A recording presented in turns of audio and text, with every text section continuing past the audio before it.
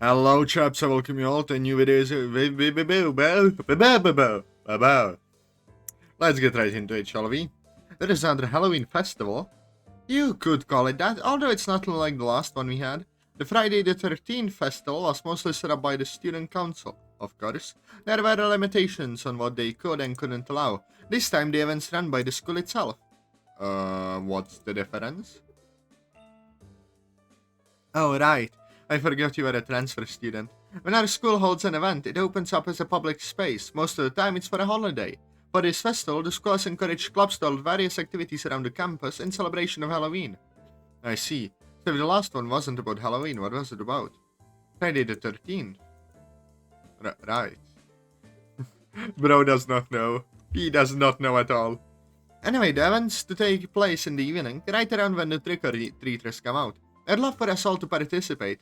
Sayori, Jacob, and I have come up with some really interesting ideas. Oh. Does Emil have to read a poem in front of everyone like how you all did? Monika shakes her head. Yes, but also no. That's actually one of the things I'd like to talk with you all about. We've been doing really great with the poems lately, but I think it's about time we take a leap and move on. Huh? This is a literature club, you know. I'd like for us to move on and explore other avenues of literature. And wouldn't you know it, the upcoming festival presents itself as the perfect opportunity to just do that. Thank you. You know what?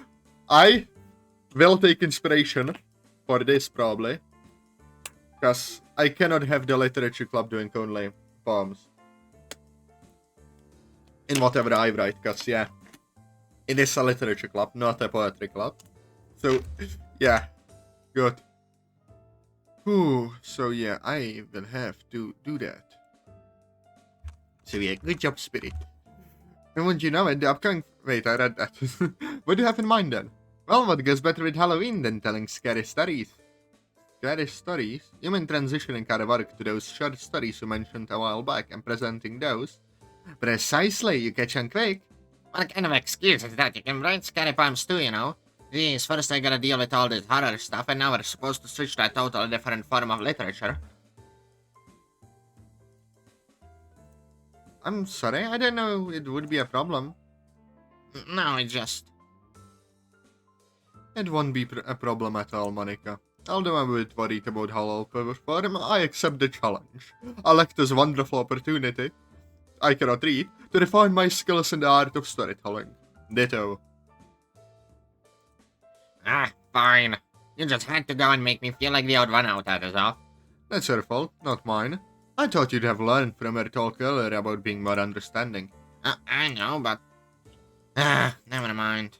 Alright then, now for what I need you guys to do in preparation for the event. Yuri, the banners and overall atmosphere you set up for the club during the last festival was wonderful. I'd like for you to do something similar to that. Of course. Natsuki, you'll be... Baking? Yep, I can handle that. I also prefer you decorate the cupcakes to be more Halloween themed. Of course, but I won't be baking cupcakes. Oh, what do you have in mind then, Natsuki? Secret. You'll just have to find out when you're ready. I'll look forward to it. Sorry, as we discussed earlier, you're going to get Halloween decorations to set up around the room. Don't forget the candy! Right. She'll also be getting the candy to hand out. Atazoth ASMR. And of course, I'll be working on the pamphlets and flyers. So, what are we doing? The two of you will be helping one of us out. Wouldn't want you guys slack off without any work to do. I know. So, Atazoth, who are you going with? You want me to choose first? Yeah, you're the new guy, and I don't want to take the job you'd feel more comfortable helping with, you know? I suppose that's fair. So I have no choice but to help one of the club members out for this festival. Well, I can either help you with setting up the atmosphere, whatever that entails. Natsuki... I'm sorry, I see Natsuki, my voice immediately switches for some reason. Natsuki with her baking, obviously. Sorry with decorations and candy too, apparently. Or I could help Monika with the pamphlets. However it is I decide to help, I should make sure that I choose wisely. Okay, wait. Is this route selection? Do we get the gay romance route? Spirit, please tell me yes. Please tell me we get a romance route with Jacob. Come on. I hope so. Spirit, tell me yes. Anyways, of course, sorry. What else? Whilst yes. Jacob. Canon MC, hottest guy in the room. I'm afraid that Sayori takes the crown as always. Huh? Are you sure you want to help me and not someone else? Is there a problem with me wanting to help you? No, I just wasn't expecting it. I'll gladly take your help, Atazoth. Sorry, huh? Okay, then I'll go help out Natsuki. You better not hold me back this time, Jacob. Yeah, I learned my lesson. Okay then, that finalizes our plan for the festival. Monika turns to me. If you'd like, Atazoth, you'll have plenty of time tomorrow to discuss festival preparations. I cannot speak. With Sarah. It's about time we wrapped things up here for today, however. So we are dismissed. See y'all next club meeting. Everyone says their goodbyes after grabbing their respective bags from across the room. I'm really gonna participate in this festival, huh? I really hope I don't come to regret this. Well, you'll see, Atazoth. Maybe you will, maybe you won't. Night. The night rises. And me, please, this is horrible. What am I doing? Oh, damn. Crossing the yellow tape surrounding the area, I step back into a dark alley, illuminated by the lights of the sirens. I don't remember Hashimoto's voice, so you'll have to deal with this.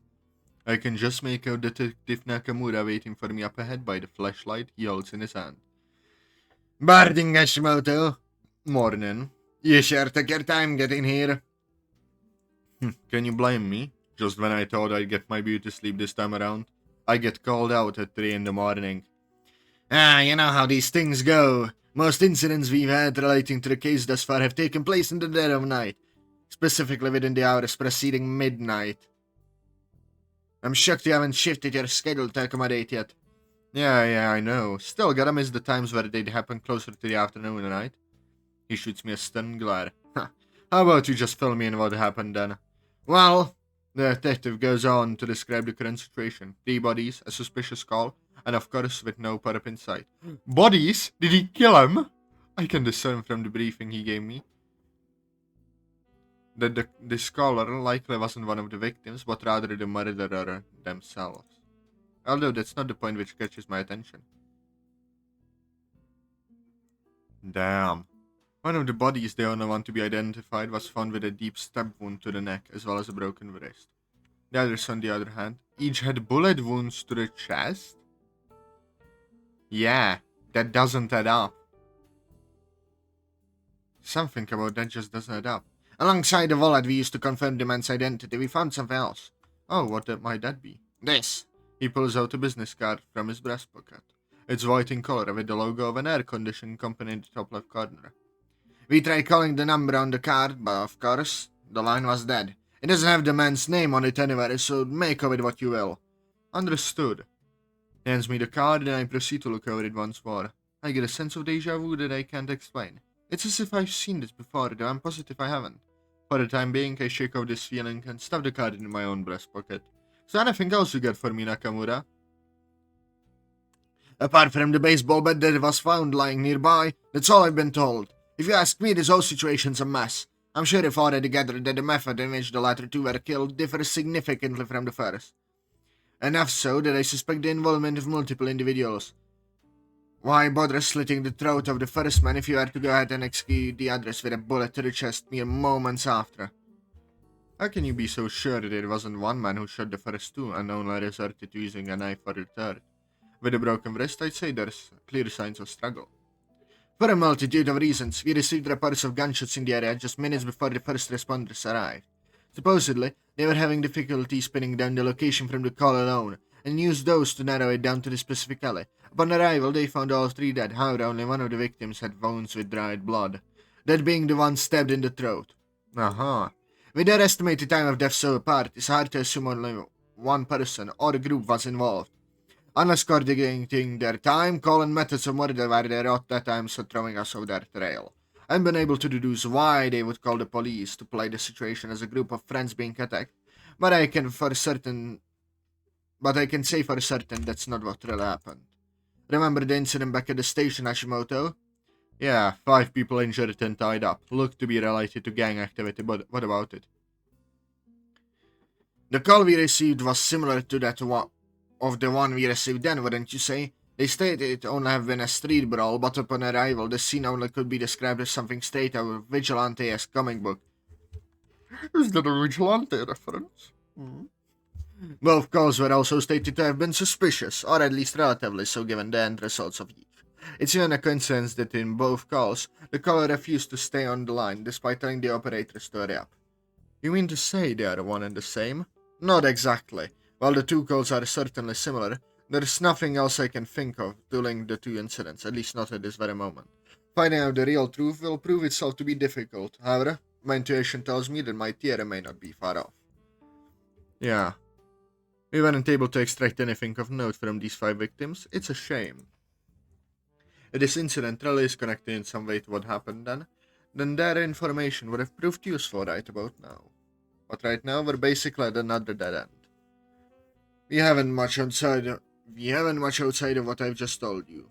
The only thing we can do now is delve into each of the 3 victims' lives to find a possible motive for the killer. And with 2 of the 3 yet to be identified, yeah, that's gonna be a pain in the ass. Pain in the ass it may be, but it's also our job. I've been in this long enough to know that much.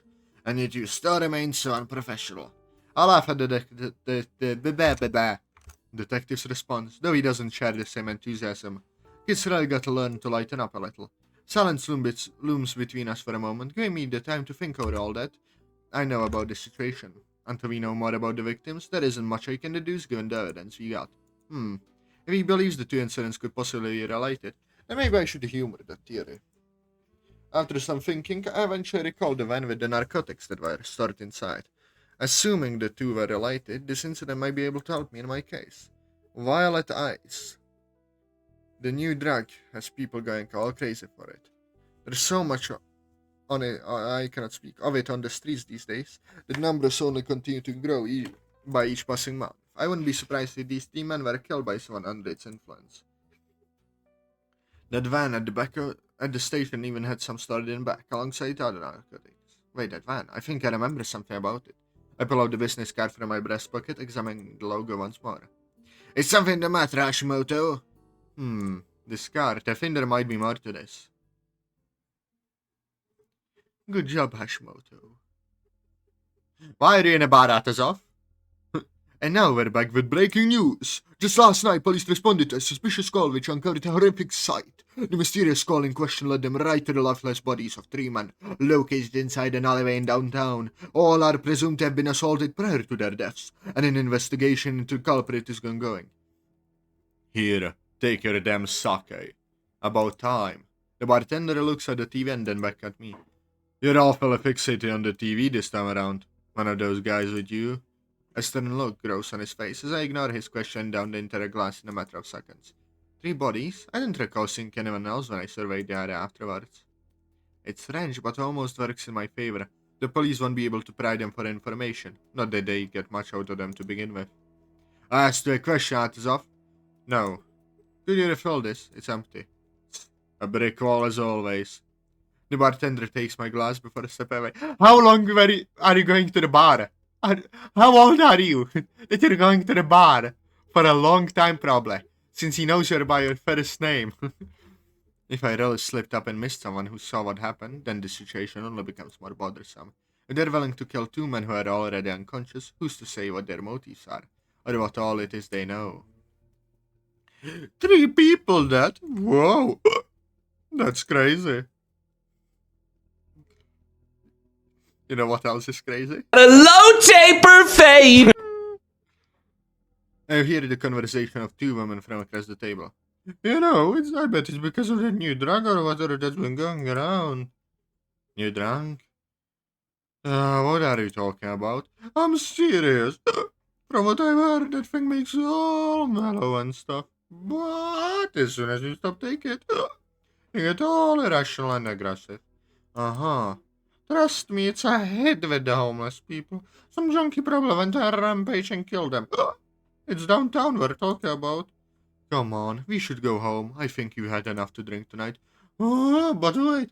To be killed by the very drug they're associated in dealing. That should be an ironic twist of fate. Doubt it though. As beneficial as it'd be for me, it's just too good to be true. I had to stand guard for the time being, even more so than I already have been. I turned my attention towards the TV once more. Only one of the 3 men has been identified at this time. A 25-year-old name by the name of Futoshi Sagawa. That's right. He's young for someone supposedly involved with the Yakuza. I looked into the guy as much as I could, but it was fruitless for the most part. Without a doubt, he's got ties with the drug operation. I know that much at the very least. But the way he dressed, the tattoo on his shoulder, everything. To assume he was an important member would have been my first guess. However, the names of just about everyone in the Seno clan are nothing less than public information. Spirit! Were you inspired a bit at least by Grisaya? Because I feel like he is analytical, like Yuji. Because who the hell goes to research this much? He does have combat skills. What is Atazoth's deal? Because at the start he seemed like a weirdo kid, okay? Now he's suspicious. How would someone running such an elaborate drug operation under them go unnoticed? And assuming he wasn't. Well, he'd only be a fish out of water in these parts, coming from another family attempting to run the district like you own it is suicide. If that's the case, then maybe. My thoughts are interrupted as the bartender comes back with another glass. Thanks. As I down the drink, I catch sight of the bartender leaning across the table, his hand is cupped around his mouth as to not be heard. You're a liability to have loitering around, you know that, Atazoth. If they all find out I'm allowing a high schooler to drink here, I'll be in a world of shit. That sounds like your problem. Oh, it will be your problem if you get yourself arrested. They expect me to cover you for your ass, Hydra. I know you the drinks, nothing more. Whether you would cover for me or not makes no difference to me. At the end of the day, you still owe me. This place is completely out of my way, and a pain in the ass to get to at that. So excuse me for enjoying the atmosphere. The bartender grumbles before grabbing a bottle of the shell behind him. If it's so much trouble coming over, then just take this and get out of here. The more you spare me of your presence, the more I can feel safe about doing my own damn job. How generous. I take the bottle as per his request, concealing it within the inner part of my coat before heading out. My concerns about being spotted outside of work in a pirate outfit has come to work in my favor in more ways than one. Lucky me. Stepping outside, I notice it's much quieter out tonight. Would have preferred the usual crowd, it'd make much easier for me to blend in. And nothing I can do about it. Lying low is the best I can do right now. Especially after all that's happened recently. I shake my head. Everything will be fine. May it be nothing more than a coincidence, or fate itself, there is no doubt that Sagawa's death hindered their operation. Whether he'd been an affiliate of Yakuza, or even the coordinator himself. Coordinator? Oh. Assuming any of the two options to be true, I shouldn't have to worry about any tasks getting assigned to me for the month. Or whatever's left of it. Okay, I say that like it matters one way or the other. They'll find something for me to do, they always do. Definitely inspired by Grisaya. I'm 99% sure. Even if the operation was hindered, what good is that achievement really? There are plenty more out there just like them, some more elaborate and more complex than last. I do like that if it's inspired by Grisaya, then you didn't just make a cheap copy of Yuji. Or a very awful copy of Yuji, like one mod that's also been inspired by Grisaya.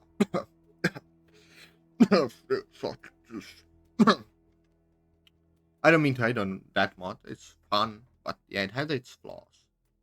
To say the least. I don't know why I'm being an ass, whatever. Don't listen to me yet. There are plenty more out there just like that. Oh, yeah, I read that. But all of which attempt to capitalize on the same damn thing. As long as distributors stand out there, they'll always have work for me. It's the least I can do for them after all they've done for me. I may just be another cog in their machine at the end of the day, but I wouldn't be here without them. That's a simple truth. Their achievement's nothing less than an expectation anyway. I should just be grateful that I'm... Hey, watch it! I would have to take out my thoughts after bumping into some man on the street. Without making eye contact, I turn to him and apologize before walking off. I don't get very far, however, as I hear him call out to me. You over there! Stopping in my tracks, I cautiously reach into my right side pocket. It isn't until he shouts once more that I fully turn my attention to him. I know you can hear me. Yes. About time, I was starting to think you were deaf. You heading to downtown, correct?